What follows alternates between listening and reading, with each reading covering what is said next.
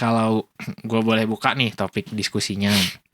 Sebenarnya kalau lu sign up sama social media kan udah ada tuh apa namanya yang terms and conditions ya. Bentar, sorry memotong. Apa? Lu udah introduction belum? Udah kan? Kayaknya Introduce kita berdua belum? Oh iya deh. udah belum sih? Belum. Ulang. Cut ya.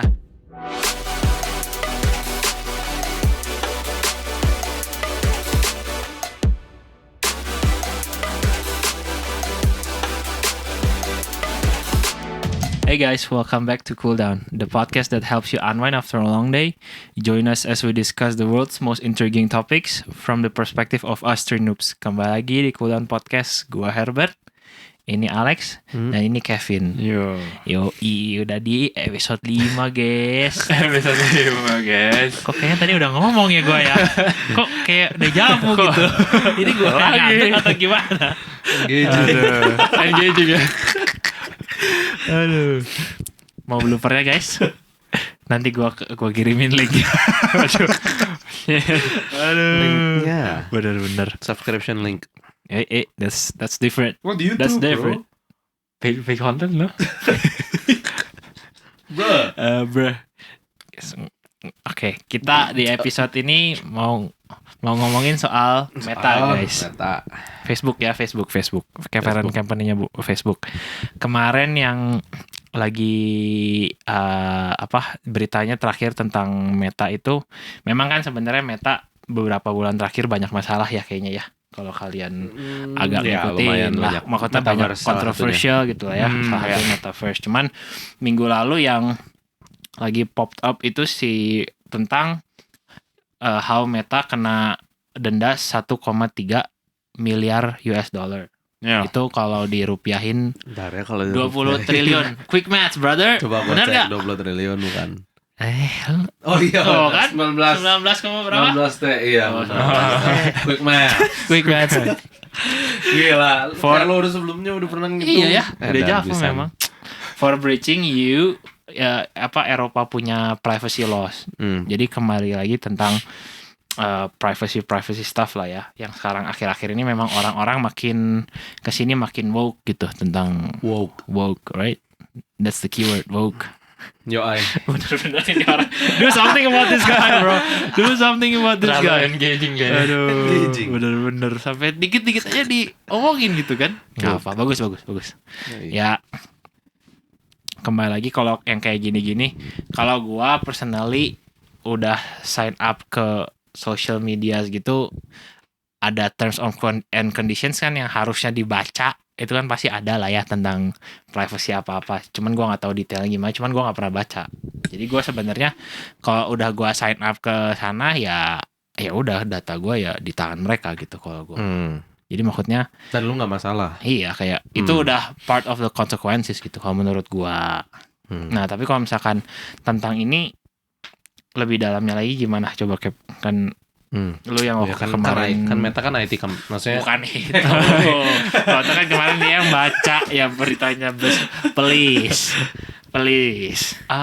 Dari sepengetahuan gue sih memang ada beberapa data itu, kalau data di dunia tech ya ada regulationnya gitu. Maksudnya kita boleh apain aja si data ini yang kita pegang, misalnya data customer, dan itu pun di segregate berdasarkan klasifikasi seolah-olah how identifiable si data itu untuk ngeidentifikasi lu. Contohnya nih misalnya lu punya nomor KTP. Itu udah termasuknya yang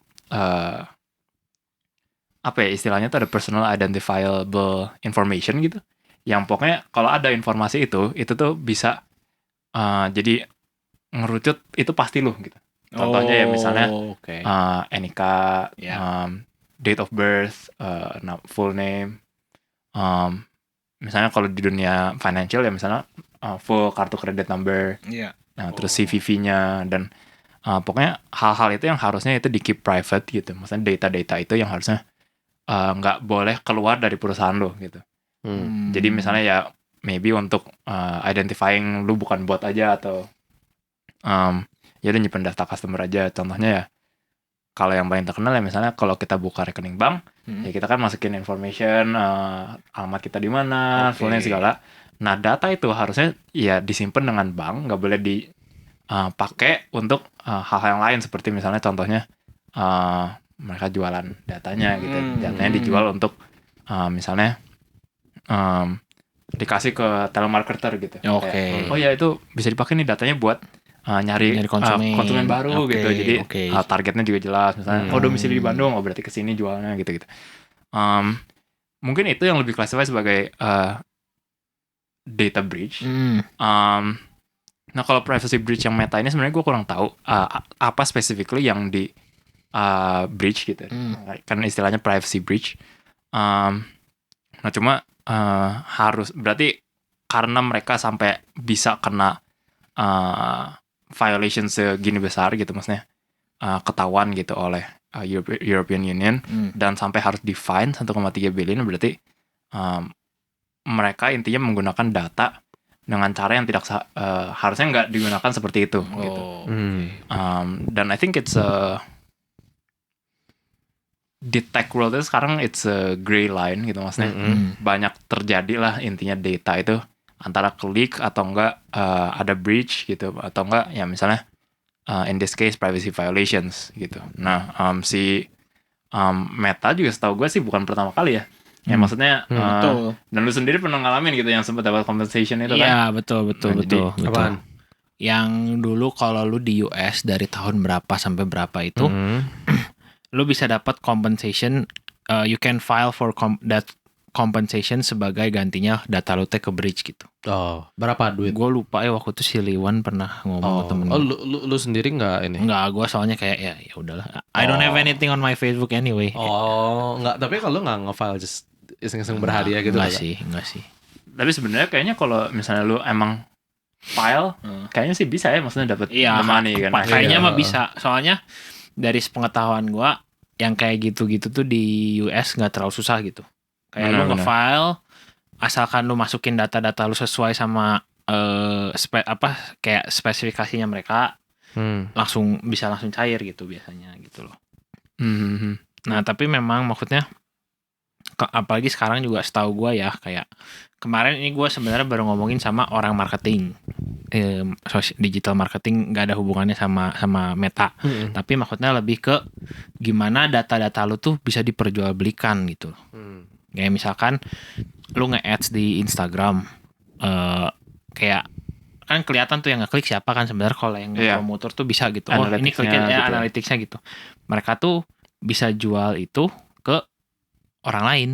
Jadi kayak misalkan si orang lainnya ini mau ngejual produk apa, ya leads-nya itu dijual ke, namanya leads ya, namanya si analytics-nya itu, leads-nya itu dijual ke mereka. Jadi mereka nanti yang nelusurin lu gitu.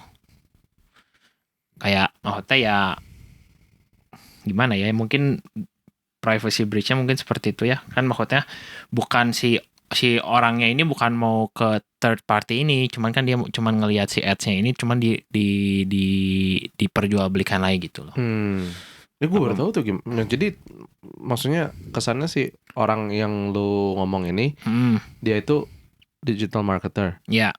Terus dia memperjualbelikan.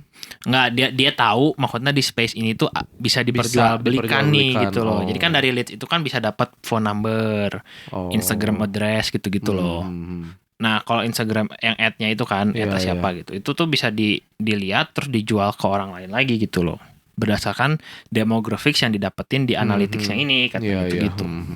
Which is kayak kind of fucked up. Ya interesting sih. Kalau menurut lo gimana Lex? Misalnya kan iya dong. Kan ketawa terus ya anak memang. Tadi dari sisi gue yang tech gitu. Sedangkan nah sekarang sisi lo yang maksudnya menjalankan bisnis, dan of course lo juga punya maksudnya ya cara-cara untuk database juga ya. Ya, lo punya customer data dan itu. Dan lo kan berarti ya maksudnya pernah lah untuk nge-handle data-data, dan lo juga tahu lah datanya kan tipenya kayak apa gitu. Iya. Dan of course kayak lo dengan punya online store juga kan ada transaction yang terjadi gitu kan. Itu iya sih. Nah, yang lu lihat nih space-nya sekarang, dan lu kan pakai juga sebenarnya ada providernya gitu kan. Maksudnya lu nggak full bikin dari nol gitu. Gua Iya. Maksudnya buat untuk platformnya, contohnya ya, gitu-gitu. Nah dari lu sendiri nih ngelihatnya platform-platform ini kan of course ada resikonya walaupun kecil banget nih untuk misalnya leak data atau apa. Nah dari lu ngelihatnya kalau misalnya sampai kejadian nih dampaknya akan gimana nih ke store lu gitu atau misalnya kayak iya gitu kan. Sebenarnya kalau ini tuh unik gara-gara ini kan EU kan. Jadi kalau misalnya maksudnya sebenarnya tuh data privacy, maksudnya privacy law di EU is uniquely strict. Jadi kayak if we're talking about privacy, there's a different standard between the US and the EU setahu gua. Jadi even when I'm running ads, kayak they're confirming if your ads kayak are in regulation with the EU, if you are running ads there. Jadi if you are, kayak please kayak review some of these rules that you have to make sure you follow gitu. Makanya kenapa ini juga data privacy-nya EU yang nge-fine Meta US, ya kan. Jadi kayak dari yang gua tahu tuh ini tuh because as of 2020 there's a new regulation in EU European mereka tuh nggak boleh ada transfer data semena-mena antara company yang di European and US. Jadi the data that stay of Europeans yes di situ nggak boleh kayak ya share aja data European masuk ke US soil segampang itu karena Meta is basically in both regions kan. Makanya di sini kesannya si Meta tuh harus play on two different set of rules gitu loh. Makanya dia kena fine gini. Gitu in this particular situation gitu ya. Tapi kalau practicality balik lagi ke yang tadi lu bilang kayak misalnya gua nih ke privacy. Even like when running ads juga some platforms ask you how much data are you bukan willing sih, how much data do you want to take from your customers? Basically when you're putting a pixel on your website, it tracks gitu kan. Tapi ever since iOS update yang 14 kalau nggak salah, kalau kalian tahu, itu kan bisa berarti track gitu ya. Iya. That's like a big one for advertisers dimana kayak kesannya previously you had no choice whether or not you allow the companies to track your data. Nah itu tuh that was kayak that point marks the supposed end of the golden age of digital advertising gitu karena you can no longer harvest data yang deep banget gitu loh. Jadi kayak walaupun ada optionnya of course kayak as marketers biasanya ya you want the most data possible gitu gitu. Tapi ya ngomongin privacy itu yang si Herbie bilang sih like a lot of people think kayak I really care about my privacy tapi I don't think they actually do gitu kan. Iya, kayak ya kembali lagi yang tadi gue bilang kayak maksudnya orang-orang nih kan makin woke sama privacy tapi kayak kalau bikin something tuh nggak pernah baca syarat dan ketentuan if you really gitu ya. do care about your privacy, bener. Berarti lu harusnya tahu dong apa aja yang dipakai gitu kan. Padahal sebenarnya kalau setahu gua ya kayak misalkan lu kan kita sering main game nih, kayak kita nginstall game tuh ada privacy notice gitu.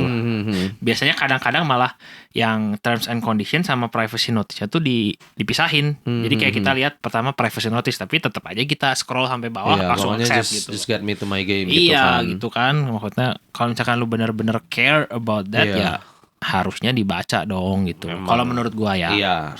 Jadi kayak menurut gua ini ya EU mah maksudnya ya memang EU lebih sedikit sensitif aja lah sama hal seperti ini makanya si Meta bite the dust regarding this jadi hilang banyak duit gitu kan. Cuman ya as far as generally menurut gua privacy was long gone. Iya, benar. Jadi kayak like it's not kayak something yang kayak gila privacy kita sekarang under attack kayak maksudnya bisa-bisa kita nggak ada privacy. Justru menurut gue udah kalau mau fight that battle harusnya dari awal gitu loh. Kapan-kapan gitu. Right now it's kinda too late gitu. Maksudnya kayak sekarang you literally can see into a stranger's daily life gitu. Iya benar-benar. With a click of a button. With a click of a button ya.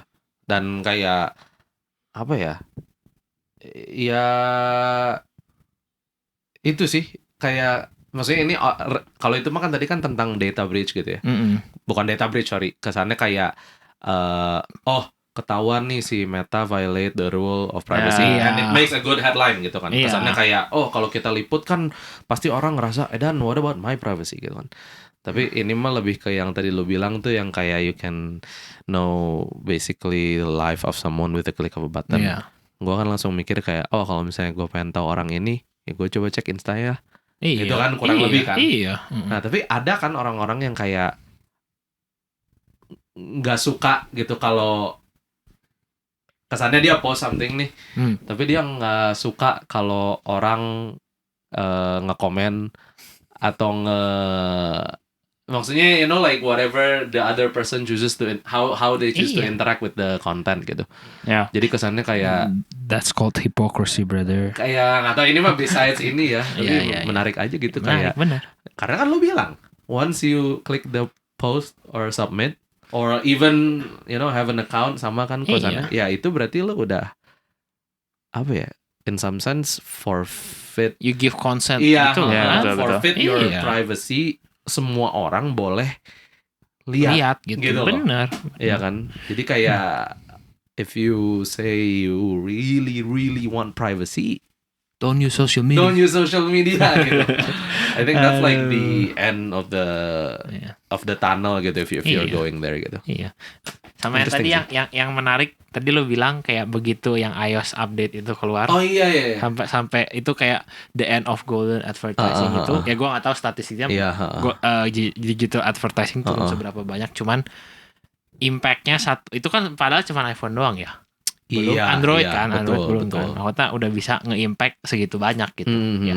Memang itu gua tahu sih ada beritanya kayak ke-impact banget gitu company. Memang if you want to see how big Apple is, episode 2. Ampun dah ini orang. The plug, bro. Engaging. The plug. Yes, got him. Tapi iya sih. Kan gue juga advertising kan with Meta pre and post 14. Jadi kayak pre iOS 14 post. Emang beda. Kayak lu ngeliat lah dampaknya gitu. Kayak ROAS-nya, return on ad spend-nya gimana gitu.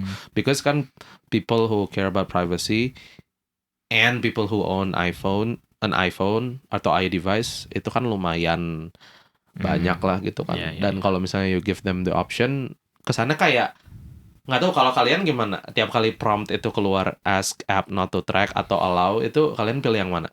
Ya kalau misalkan emang gue lagi mau pakai app-nya ya gue harus allow kan. Kalau enggak kan nggak bisa. Ada beberapa enggak. Bisa. Jadi strictly functional aja. Iya, strictly functional bisa. Ya gue sih biasa ya kalau misalkan nggak bisa nggak usah ya gue biasanya ask app not to track. Gitu sih biasanya. Iya gue juga masalahnya. Iya. Jadi kayak Tapi I have to say companies like Google and Meta, mereka try to make a new breakthrough juga to combat this. Soalnya kan mereka waktu di iOS 14 dikeluarin tuh iOS 14 dikeluarin tuh bener-bener kelabakan. Iya, kelabakan. Si Zuckerberg kayak lu nggak tahu berapa banyak small and medium enterprise yang rely on our maksudnya infrastructure to survive and keep the revenue. Tapi kan Apple kan kesannya kayak knowing Apple if they say ini ya ini gitu kan. Terus mereka kan kayak pro privacy gitu. Jadi kayak waktu itu gila banget sih. Which is kayak ya itu end of the golden era. I think there's a few things yang menarik. One yang tadi maksudnya ya data privacy. Gue sempat baca artikel atau sempat nonton ya maksudnya. Kenapa kita bisa pakai Google dengan gratis, like the search engine? Yes. Kenapa kita bisa pakai Facebook dengan gratis? Kenapa gratis gitu ya? Kenapa gratis? Dan sebenarnya mereka bisa provide itu semua dengan gratis karena they are actually collecting data, gitu kan? Iya. Yang kayak you're not paying money, tapi you're paying with your data, gitu. Which in turn ya misalnya mereka bisa generate revenue karena data itu untuk ads, untuk targeted, maksudnya ya pokoknya mereka targeted lah untuk ya dijual-jual lagi gitu. Ya betul. Bisnis modelnya bisnis modelnya itu gitu. Bisnis model memang revolving around data. Jadi if you use these products dan memang ada juga alternatif yang nggak taking data gitu, maksudnya memang ini untuk privacy. Contohnya search engine ada yang namanya DuckDuckGo. Iya, Itu untuk DuckDuckGo. yang privacy oriented banget, tapi berbayar kan? enggak gratis. enggak, gratis Jadi juga. memang mereka fokus untuk orang-orang yang appreciate privacy data. Maksudnya search query mereka nggak akan dipakai untuk apa-apa nih si datanya. Tapi ya on the other hand, lu mau search itu di mana-mana, hasilnya bakal sama. Gimana? Misalnya lu nge-search nih, apa ya, let's say search hotel. Ya bukan hotel lah, misalnya Apa yang biasa lo search di DuckDuckGo? Enggak lah, enggak, bukan itu boy. Kayak misalnya let's say gue nge-search nih di sini Google sama di sini search Google. Iya. Hasilnya bisa beda karena itu targeted kan. Benar. Si search results-nya itu. Ini using Google. Using Google. Kalau using DuckDuckGo sama aja Kalau keluarnya. DuckDuckGo sama aja. Ya misalnya lu search Apple lah. Search apa ya misalnya? Apa ya? Biasa nge-search apa? Ya search How to best phone of the year. How to make a good podcast gitu misalnya. Kan. Kita search di komputer gue sama di komputer lu. Hasilnya mungkin Sekarang kita coba. Ya coba ya. Enggak. Udah percaya. Kalau misalnya DuckDuckGo hasilnya sama. Ini Kevin. Kalau DuckDuckGo hasilnya sama. Nah, cuman many actually prefer untuk kayak result yang memang catered untuk your search. Iya kan? Jadi just know that kalau misalnya you use the data for free, it technically isn't that free, It's free, karena mereka actually pulling data. Tapi bener. interesting that you brought this up. Kesannya berarti kayak as a customer, in a sense, you get some sort of a win-win situation nggak sih? Kayak kesannya, okay, you use our services for free, and then we help you, maksudnya we help cater our searches to fit what you're looking for gitu. Kesan, I mean, supposedly that's what they want to do kan. I mean that's one case. Tapi on the other hand, it's also kayak you're actually taking data. Maksudnya it's me gitu, my information, my preferences yang you're taking, and then also dari misalnya if you're not a consumptive person, terus mereka jadi tahu misalnya ads-nya yang what to put in front of you that you're definitely kayak this might work for me gitu. Then you might be a more consumptive person gitu. Di trigger gitu. Di push gitu kayak ads gitu. Dan satu lagi kan maksudnya lu jadi lebih vulnerable kan sama cyber attacks ya. Maksudnya mau nggak mau ya you put your info there. Kalau misalkan si company-nya kena hack ada there's that. Ada chance juga lu jadi itu. Ya maksudnya ya kembali lagi lah. Lu mau pakai servisnya ya lu harus tahu konsekuensinya gitu. Ya kan? Betul. There is nothing such as free in this world. Tapi kalian pernah gak sih ada situasi kadang-kadang kayak kalian teh nyari sesuatu and you just can't find it. Jadi you're hoping for the machines or like whoever's listening to help suggest something to you. Gue sih nggak pernah. Sampai se-ekstrim pernah itu. sih kayak gitu. Gue nggak sampai se-ekstrim itu sih. Gue pernah kayak pengalaman kayak gitu. Kalian nggak pernah? Gue nggak sih. No. Gue sih waktu itu vendor. Kayak I need a very specific vendor. Tapi kayak it's hard to find gitu. Until one day gue kena sponsored the vendor, and then like kesannya ini gitu. Because kan it's sometimes kayak if you search, it's hard kayak you can only describe so much gitu kan sih. Unless you actually know, kayak contohnya gue pengen iPhone. Ya kan Apple kan kesannya. Tapi kan contohnya kalau lu pengen sesuatu yang lain yang lebih spesifik, kayak lu tahu barangnya tapi lu nggak tahu brandnya apa atau siapa provide that kind of service or product. Terus kayak maksudnya it really kayak work gitu kesannya. Gue lagi nyari ini kan, gue nyari 1 hari nggak ketemu, 2 hari ketemu, terus lama-lama tuh kayak Insta kan, pas lu nyari story ada tuh keluar tuh yang kesannya kayak yang gue describe dan gue lihat cek this is what I'm looking for gitu. Oh really? Jadi kan kesannya kayak on one hand kayak they looked at my search queries pasti kan. Tapi on the other hand without that kemungkinan gue gak akan stumble on this ini, because like gue udah lumayan coba. I went to the second page of Google, which is as far as you need to go gitu kan. Desperation right there. Jadi it's interesting juga sih. That's very interesting actually. Jadi kayak so if you're listening, our phones, please tell us how to make a viral video, viral podcast video. Nah yuk. Yuk pulang salah. Ya udah. Kita bahas soal privacy cukup dulu lah ya. Soalnya kalau kita mau Soalnya kan kita mau our own privacy, jadi cukup sampai situ aja. Bener. Nanti kalau kita bahas terlalu banyak, privacy kita hilang. Nanti kita jadi curhat lagi kan, kebanyakan curhat. Jadi curhat. Iya. Udah lu tadi udah mulai curhat nih. Iya makanya. Iya, waduh, bahaya. Di cut, I want my privacy. Next time harus ada orang lain yang share privacy. Aduh, kacau. Nah, yang another stories from the west side of the world yang lagi happening tentang Our favorite country. our favorite country, the United States of America. Uncle Insan. Uncle Sam, Uncle brother. Sam, mate. Yang lagi ini masalah tentang debt ceiling-nya ya. Apa tuh? Apa tuh debt ceiling? Si Kevin Plafon utang. si Kevin ini banget debt ceiling loh. Gua tahu dia orangnya ngerti banget. Iya. Silakan. Jadi without further ado, kita Kevin, please. please. The red freaking carpet for Mr. Kevin.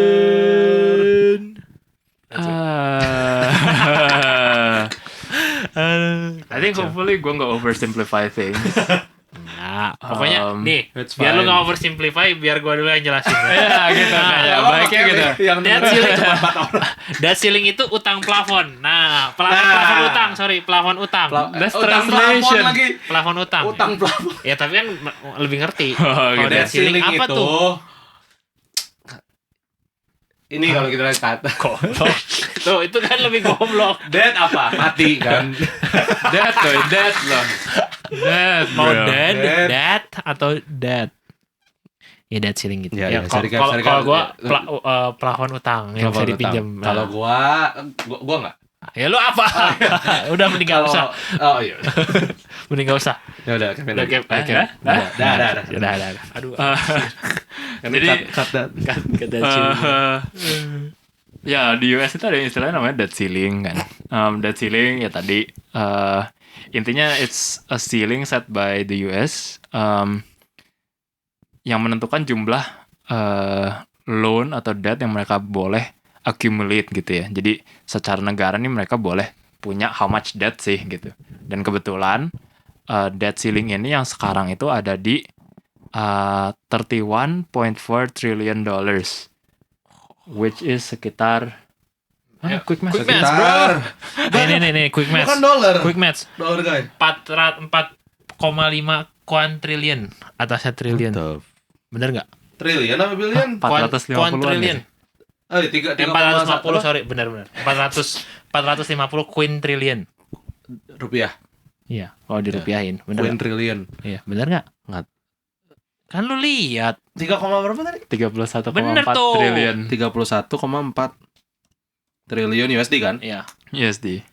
Bener tuh, quintriliun kan? 1, 2, 3, atau 23, atau 23, atau 23. Iya, atasnya triliun kan? Iya, Bener. berarti ini ada 15 Nol. Ya intinya it's a lot of money. That's a lot of money, man. Ya mereka sempat bikin, maksudnya ada debt ceiling ini intinya supaya ya the nations in check gitu of Yeah. kayak how much debt they have. Dan throughout history mereka has been kayak just raising the debt ceiling gitu. Oh. Um, Berarti sebenarnya nggak guna dong. Ada debt ceiling kok Guna nggak dinaikin guna terus. ya, karena dinaikin terus. A lot of people argue kayak gitu sih. Ya betul, memang ya itu argumentnya. Ya you just Iya. went straight into it. Ya udah, we're done. Oh enggak, tapi kan the story kan itu. Yeah, so we're about to reach the debt ceiling at the US. And the thing is kalau if we're supposed to like go with the debt ceiling ini, in theory ketika mereka reach 31.4 trillion USD ini, mereka udah nggak boleh take out more debt. Oke. So before the whole thing, cara how a nation pulls debt atau misalnya takes debt itu ya by issuing bonds salah satunya. Ya. Jadi kalau misalnya ada ya short term bond, long term bond yang dimana kita bisa beli, kalau di Indonesia istilahnya surat negara, Oh, oke, surat utang oke. negara. Dimana kita beli surat ini, let's say sebesar 100.000. Dan kita misalnya dikasih 3% interest gitu. Ya. Jadi nanti per month itu dari negara akan bayar interest ini gitu kan, sebagai ya mereka udah minjem, mereka bayar lah interest gitu. Ya gitu. Royalty lah gitu. Bayar ke kita. Nah, at the end of period si bond itu mature, 100.000-nya dibalikin ke kita gitu. Jadi intinya in the end kita akan punya royalty yang tadi dibayarin selama seberapa lama si bondnya itu dipegang sama mereka, ditambah original deposit tuh, which is 100.000 gitu. Nah, sekarang ini ketika mereka udah reach debt ceiling, mereka udah nggak bisa lagi tuh nge-issue yang namanya bond.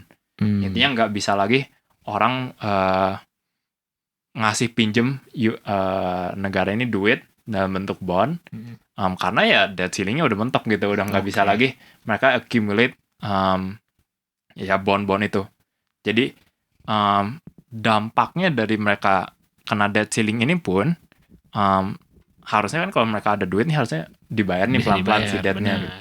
Nah, tapi debt ceiling ini udah bisa nyampe maksudnya debt-nya udah bisa nyampe debt ceiling, artinya kan ya cash flow mereka mungkin udah tight banget nih. Which prediction-nya dari analyst dan maksudnya forecasters yang melihat economy situation ini bilangnya it's a bad situation gitu.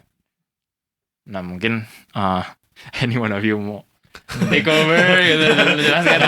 Kalau dari setahu gua, maksudnya kayak kenapa bisa sampai kayak gini gitu, kayak to the point, kayak berarti kan maksudnya kalau pengetahuan gua tuh bisa sampai ke debt ceiling ini, si government-nya itu ngeluarin money terus tanpa ada return kan. Betul ya, maksudnya cash flow mereka berasa year to year ya minus gitu. Mereka accumulate debt ceiling, debt-nya naik terus gitu. Benar.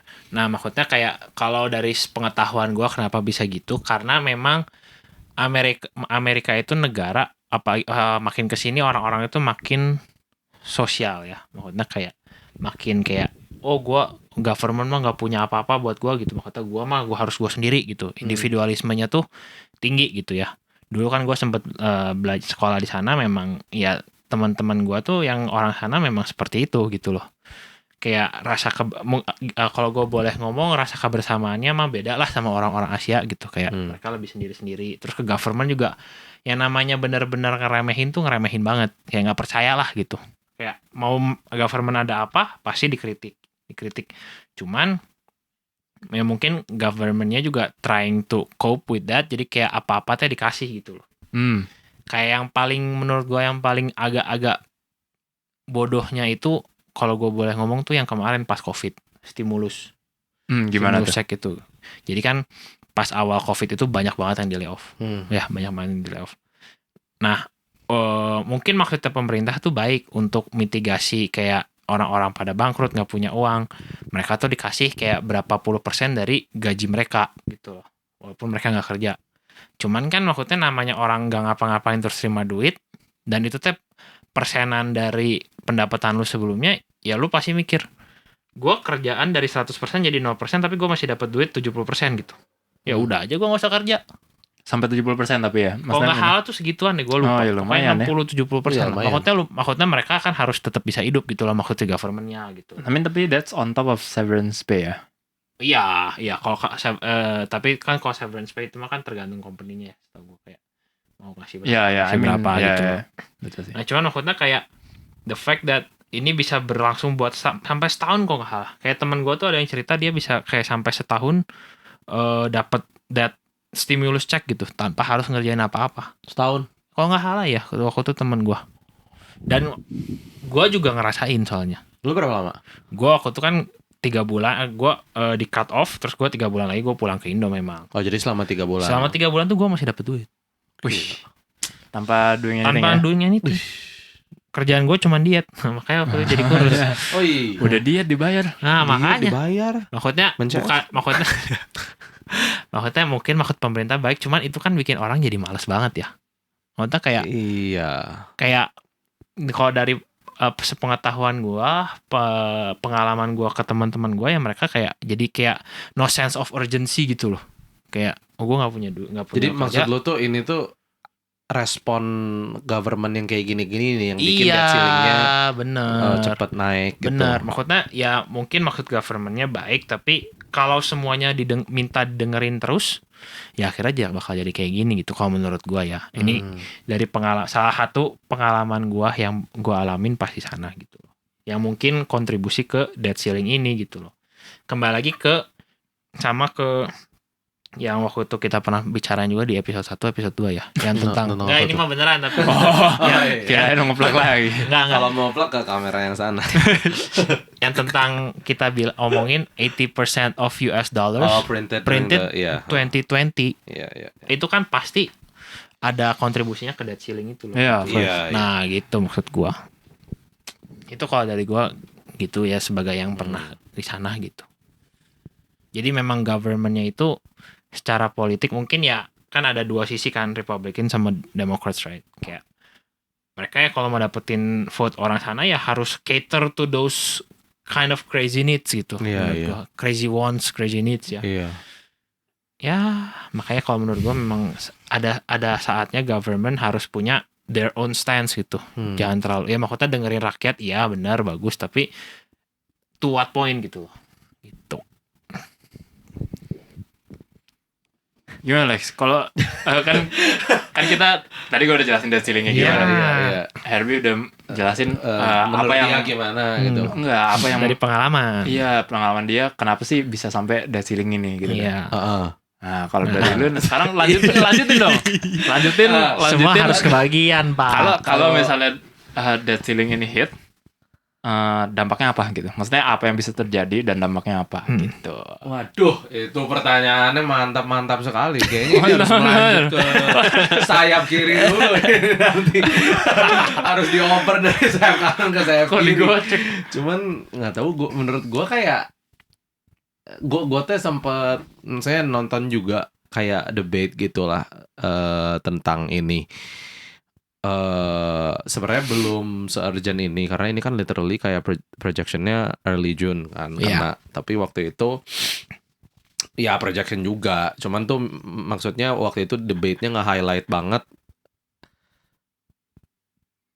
kepercayaan masyarakat terhadap tax money mereka gitu. Kesannya kayak yang satu ngomong kayak masa lu nggak mau buka mata dari dulu sampai sekarang itu debt ceiling kerjaannya dinaikin terus. Nah, berarti lu tuh nggak ngelihat apa government bocor uang sana sini untuk hal-hal yang tidak produktif dan menghasilkan gitu. Kesannya makanya ya lu dijanjiin money back from the government, but those money weren't there in the first place gitu. It was just printed and generated out of thin air supaya things can go on. Kayak this illusion can go on gitu. The other side ngomong juga, maksudnya the other side refutalnya lebih ke kayak memang we're in a bad place gitu. Tapi menurut gue it's not fair to just say that the government fucked everything up kesannya gitu. Karena kalau misalnya semua orang mikir kayak lu, what will happen to a lot of infrastructures that we know and enjoy in the US? Kayak dia juga would like to remind that a lot of infrastructure such as military protection, pension funds, hal-hal seperti itu adalah hal-hal yang bisa dinikmati oleh millions of Americans every single day because of the things that the government is doing. Gitu. Are those things bad? Gitu kan? Enggak kan? Gitu. Jadi kayak which came first gitu, tau gak sih, the egg or the chicken? Kayak kesannya kayak mana mismanagement dulu yang datang, atau kesannya ya maksudnya apa yang terjadi duluan sih sampai kita ada di titik ini baru orang kayak dan ini kesannya kayak cuman salah satu checkpoint lagi gitu.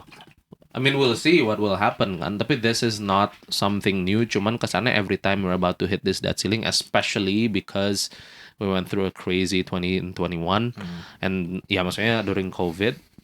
Terus sekarang angkanya udah fantastic gitu. Kesannya kan people mikir kayak at some point ini harus berhenti gitu kan. Jadi kayak interesting sih. I think if I mean there are talks of them actually pushing the ceiling lagi kan. kayak adding several million, bukan millions, was it trillions maybe of Yeah, I dollars think should be into, trillions, yeah, yeah. should be trillions into circulation kan. Ini kayaknya ya it's 2020 all over again menurut gua, maksudnya kurang lebih lah, karena because like where's that money going to come from gitu. I mean this is pushing the ceiling ya, Iya, bukan pushing- yeah. Pushing the ceiling, right? Tapi kan kayak kesannya if you need fresh money because a lot of money went down the drain, how do you create that? Ya betul. It's the printers gitu kan kesannya. Kayak tapi they've been doing that because they can literally export the dollars everywhere gitu. People use it to Iya. trade, even us gitu Indonesia kan. Tapi the rest of the world cannot print because nobody would take rupiah kan. Iya. Tapi kan kayak tetap aja dampaknya yang kayak tadi lu bilang ya, menurut gua is just global inflation most probably and like economic turmoil aja sih. Jadi Yeah. kayak I don't know if Indonesia is going to be affected whatsoever karena kita resilient and robust, but places like UK or Europe, I don't know man.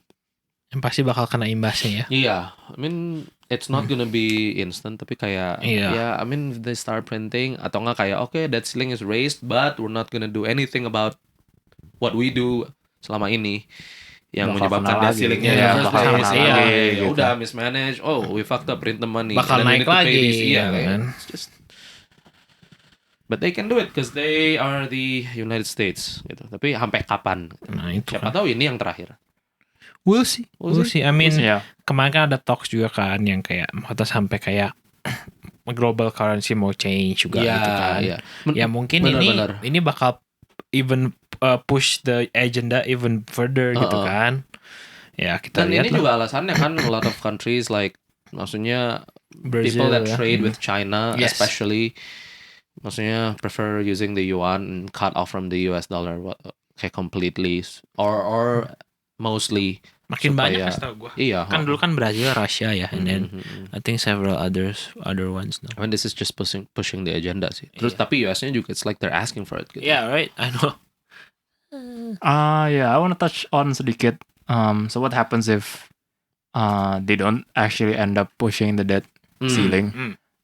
Default kan? Yeah, it's called default. Default itu Gimana tuh? intinya kayak ya udah you declare you cannot pay, meaning everything yang biasanya funded by the government ya might take a stop for a bit Iya. gitu. Karena ya it's simply the money coming in not coming in as fast as the money going out.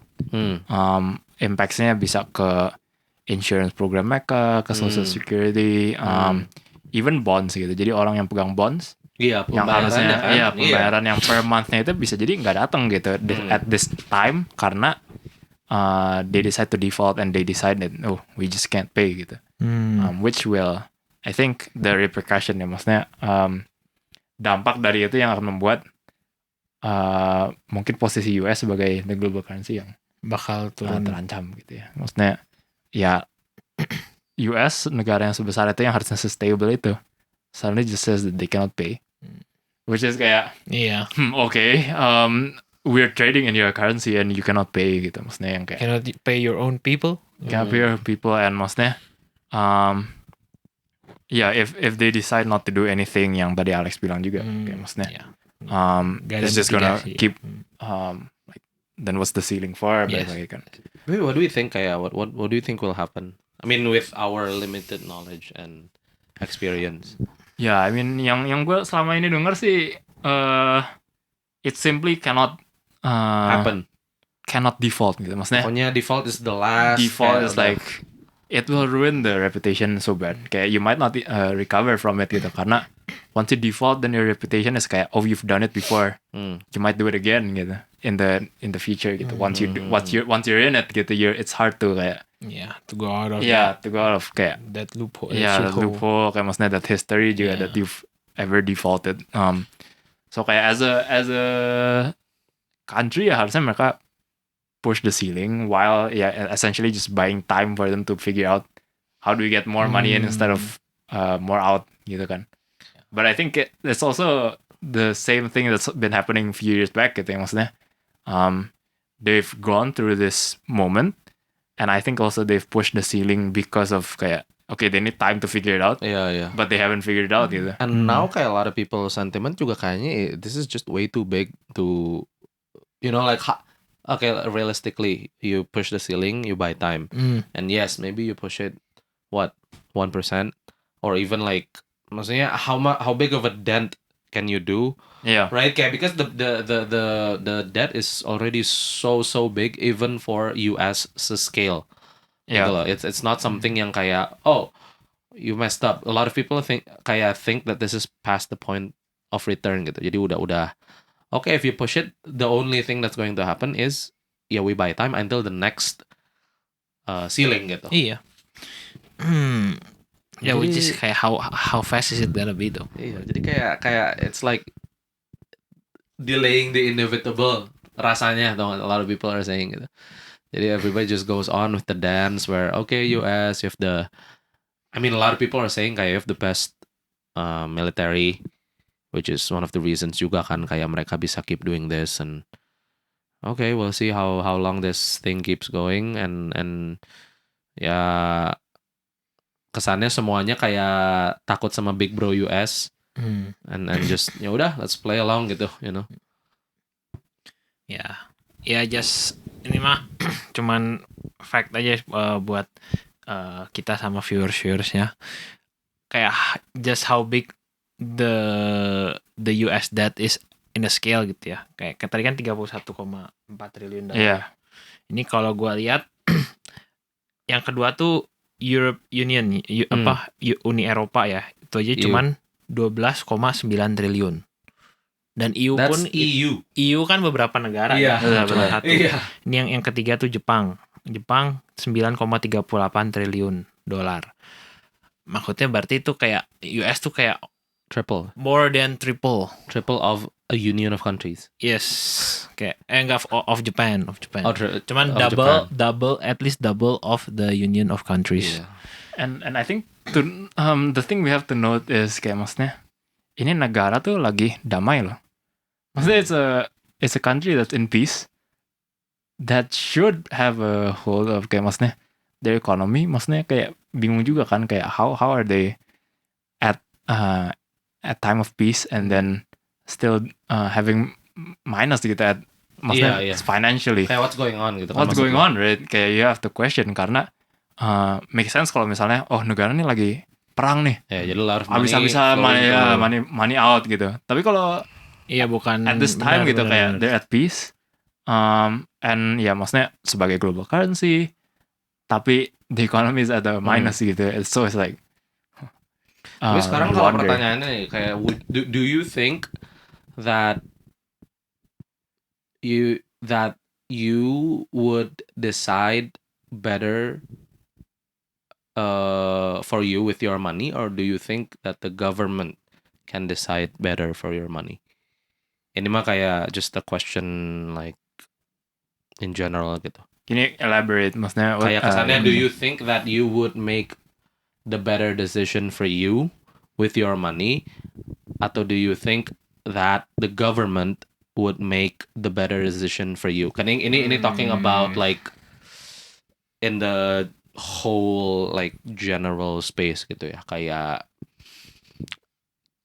how your investment is going to go, retirement, because kan kalau di sini sama di sana kan one of the things that are different tuh itu kan kayak you're paying the government quite a significant amount in your lifetime, and the government in return provides you with a lot of maksudnya help, pension atau maksudnya social security, kayak that takes a lot out of people's pocket gitu kan.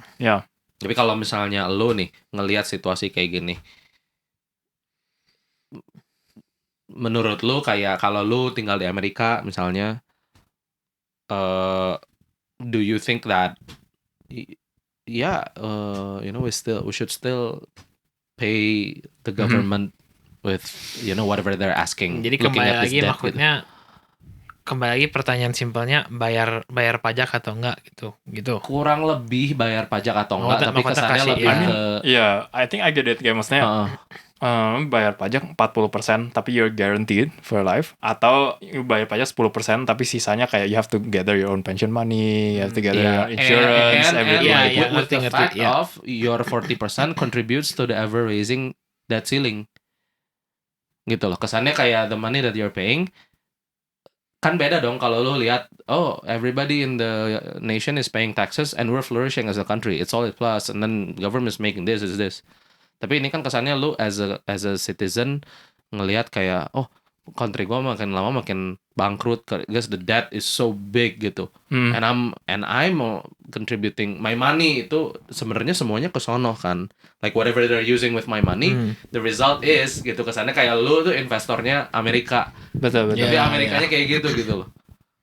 Like ya gimana ya? Is this which one you prefer? Gitu? Iya, ini mah there's no right or wrong kan opinion kesannya ya. Opinion ini bukan statement, bukan apa. Outside of reality gitu kesannya. Kalau gua sih lebih setujunya maksudnya kayak you pay taxes pastilah ya kan, maksudnya kayak infrastructure gitu-gitu mah government use our money memang kan. Kita harus contribute juga lah ya. Cuman bukan berarti kayak kita nyerahin kayak yang tadi lu bilang 40% misalkan kayak ke government terus di manage sama mereka. Gue sih kurang suka ya ide kayak gitu. Mendingan kayak gue kasih seperlunya, which is kayak misalkan 10% misalnya 10%, and then the rest kayak I'll gather my own pension gitu. And make the best decision for you. Yes. Gitu kan? Soalnya kalau gue percayanya gue yang tahu kebutuhan sama kemauan gue gitu. Jadi gue bisa pisahin kayak misalkan gue cuman butuh segini buat hidup, sisanya gue tabung, kalau nggak gue beli buat apa gitu loh.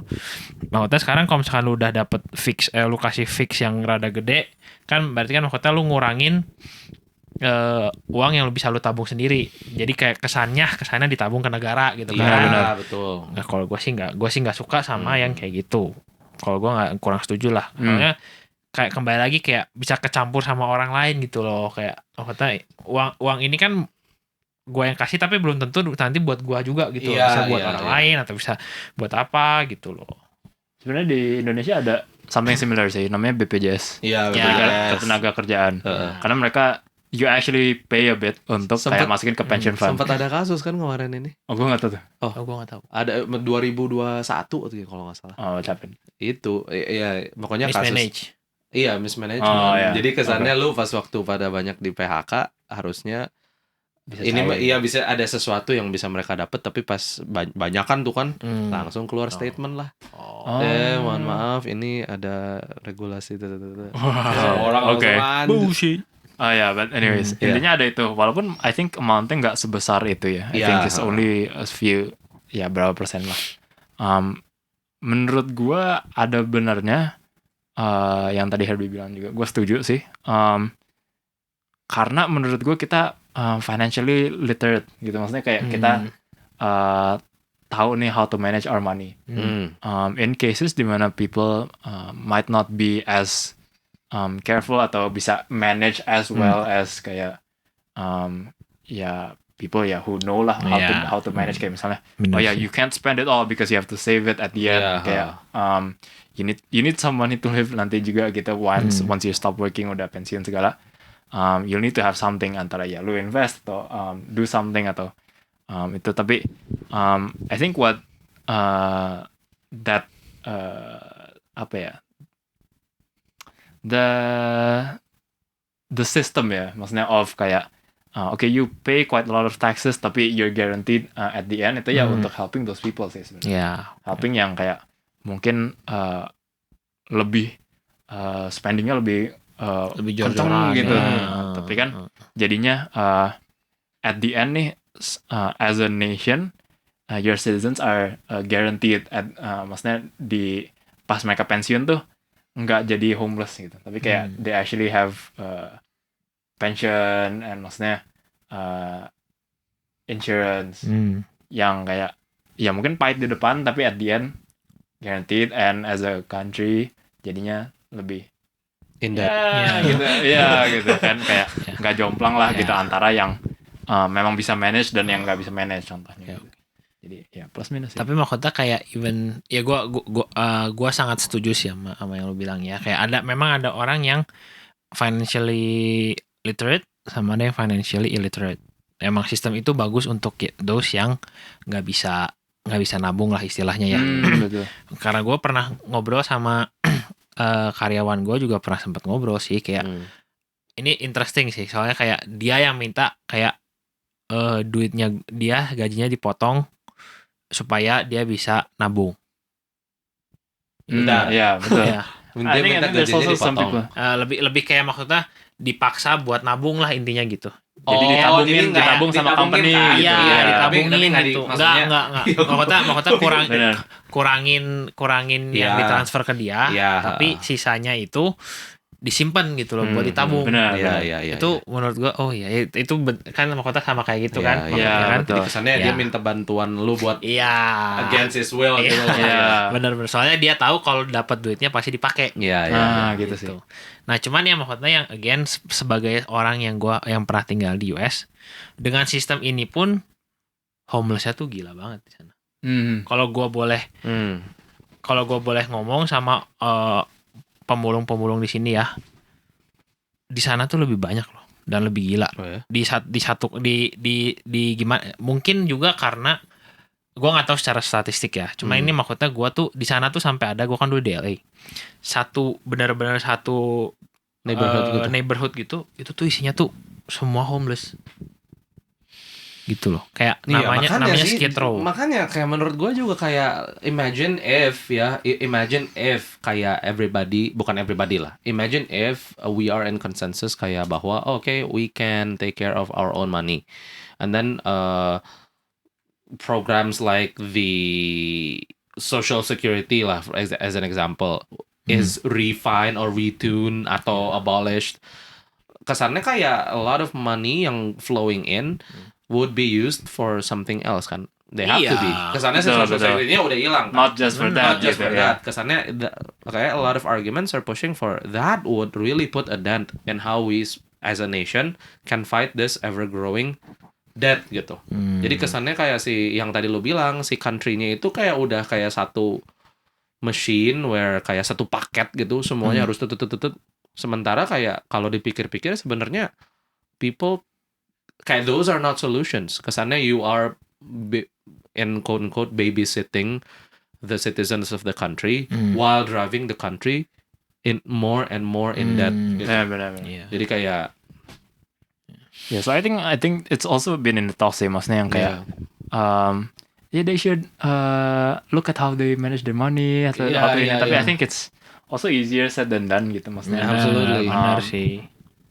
Not sure kayak how easy it is to kayak just say kayak okay we're cutting the budget di sini gitu and kayak now we're positive gitu kan kayak so I think we'll see sih in this case yang maksudnya at least the US what they do they decide to do once they hit it hopefully they don't just default which that would I think a lot of people bakal itu impacted gitu. I highly doubt that they would choose but we'll see lah. We'll see. Ya maksudnya kayak ini kan gue lagi lihat juga nih datanya kayak debt ceiling kan gak cuma sekali 2 kali nih ya. Udah berapa, wah ya lu lihat sendiri ya, udah berpuluh-puluh kali gitu. Tapi maksudnya kayak ya tetap aja terus maksudnya apakah mereka sebagai government gak bisa nemuin formulanya atau gimana gitu kan ya. Iya. Ya maksudnya ini food for thought saja sih. Iya, betul. Kayak is it actually possible? Ya. Find out in the next episode. Find out in some other next episodes of Cool On Yang penting Podcast. Indo santuy. Strong, brother. Strong. Ya udah mungkin sampai situ dulu ya kita episode kali ini. Thank you guys buat yang udah nonton sampai saat ini. Kalau suka sama kontennya jangan lupa di like, di share, jangan lupa subscribe juga kalau suka sama podcastnya kita. Nah kalau ada yang mau didiskusiin tulis kolom komentar di bawah. Terus ide-ide buat next episode juga tulis di kolom komentar di bawah. Okay. We're signing out. God bless. Bye.